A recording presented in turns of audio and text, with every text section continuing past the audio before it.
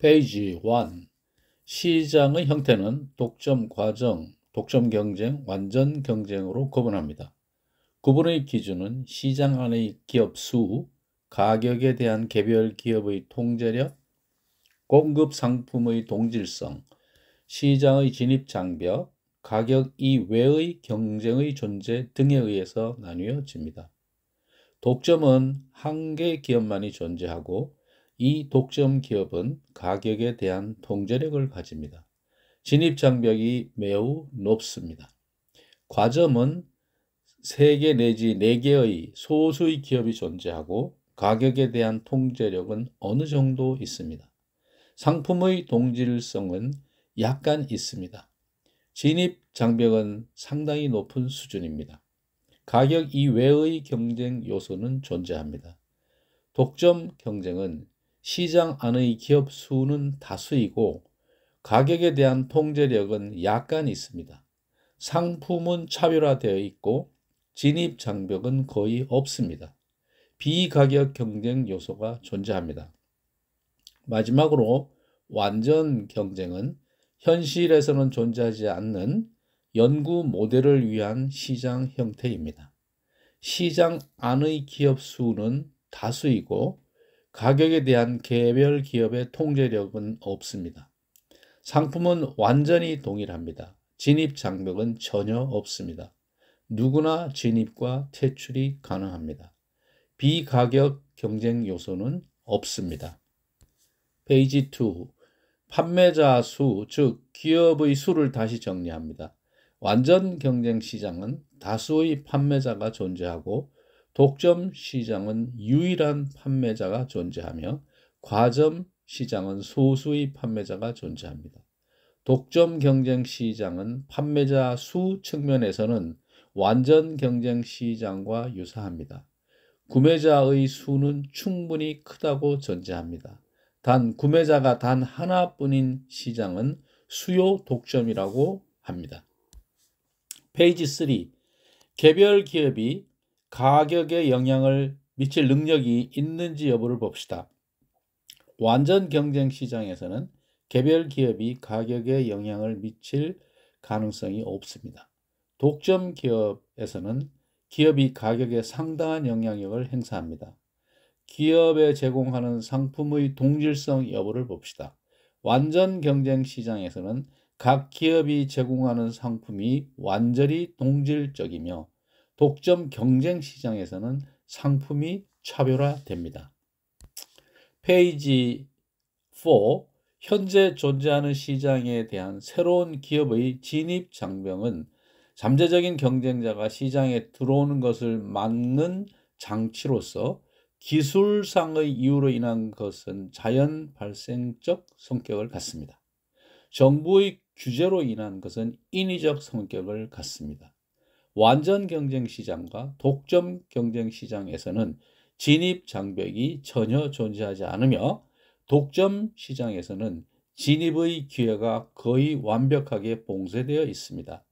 과점 시장은 진입 장벽이 상당한 수준까지 존재합니다. 페이지 5. 가격 이외의 경쟁이 존재하는지 여부를 보겠습니다. 완전 경쟁 시장에서는 비가격 경쟁이 전혀 존재하지 않다고 가정합니다. 독점 경쟁 시장에서는 상품 차별화를 특징으로 하는 시장이므로 비가격 경쟁이 매우 흔하게 나타납니다. 과점 시장에서는 가격 경쟁이 매우 위험하기 때문에 광고 등 가격 이외의 수단으로 경쟁하는 것이 기업의 입장에서는 안전합니다. 페이지 6. 현실에서는 존재하지 않고 이론적으로만 존재하는 완전 경쟁 시장에 대해 살펴봅니다. 완전 경쟁 시장이 되기 위한 조건은 다수의 판매자와 구매자가 있어 모두가 가격을 주어진 것으로 받아들입니다. 모든 상품이 또한 동질적입니다. 자원의 완전한 이동성이 보장되어야 하고 시장에서의 진입과 이탈이 손실 없이 자유로워야 합니다. 또한 시장에 참여하는 모든 경제 주체가 완전한 정보를 보유합니다. 경제학에서 이처럼 비현실적인 시장 형태인 완전 경쟁 시장에 관심을 갖는 이유는 이상적인 시장 형태로서 하나의 기준 역할로 삼기 위해서입니다. 이는 마치 물리학자들이 진공 상태에서 물리 현상을 연구하는 것과 유사한 연구 방법입니다. 페이지 7. 시장 전체의 수요 곡선은 우하향하지만 개별 기업의 수요 곡선은 완전 경쟁 시장에서 수평선이 됩니다. 수평선의 높이는 가격이며 이는 곧 한계 수입과 동일합니다. 완전 경쟁 시장에서 기업 이윤 극대화의 조건은 한계 수입과 한계 비용이 동일한 지점입니다. 이 조건은 시장의 형태가 완전 경쟁 시장이든 독점 시장이든 언제나 충족되어야 하는 조건입니다. 페이지 8. 단기간으로 볼 때 이윤 극대화는 한계 수입 곡선 MR이 한계 비용 곡선 MC와 만나는 지점인 생산량 Q와 가격 P에서 이루어집니다. 총 비용은 ABQO가 되며 총 수익은 PCQO가 되므로 이때의 이윤은 PCBA인 노란색 사각형이 됩니다. 페이지 9. 공급 곡선의 도출에 대해 설명하겠습니다. 완전 경쟁 시장에서 가격을 나타내는 수평선과 한계 비용 곡선의 교차점에서 생산량 Q가 결정되는 것은 한계 비용 곡선이 바로 공급 곡선이 된다고 생각할 수 있습니다. 그러나 시장에서 형성된 가격이 너무 낮아 기업이 손실을 입는 경우 공급 곡선은 달라집니다. 즉, 가격이 평균 비용 곡선의 최저점보다 더 낮으면 기업은 손실이 발생합니다. 이처럼 가격이 낮아진 경우 MR equal MC는 손실 극소화 조건일 뿐입니다. 만약 매몰 비용이 없다면 기업은 생산을 중단하는 것이 유리합니다. 이때 가격은 평균 비용 곡선의 최저점이 됩니다. 페이지 10. 공급 곡선의 도출에 대해 살펴보겠습니다.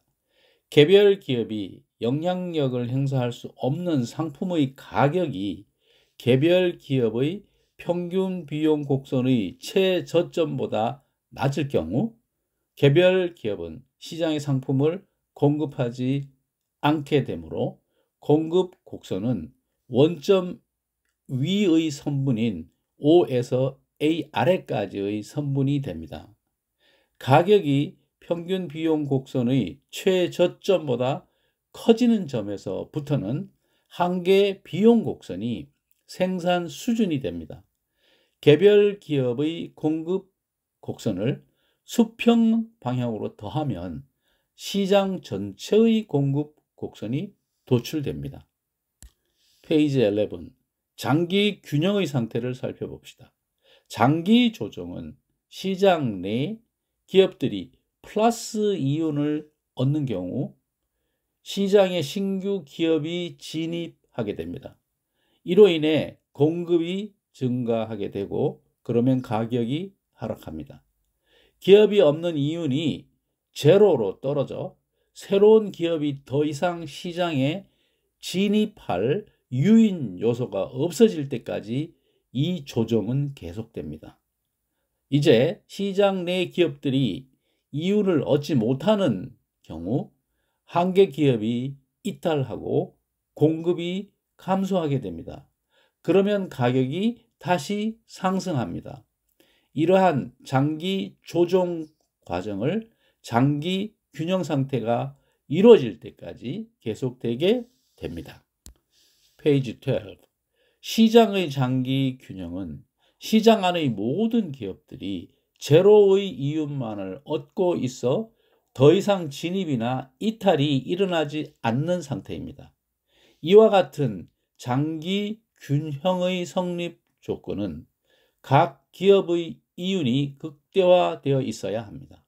장기 균형의 성립 조건은 첫째, 각 기업의 이윤이 극대화되어 있어야 하며 이는 P equal LMC, 즉 장기 한계 비용 곡선 일대입니다.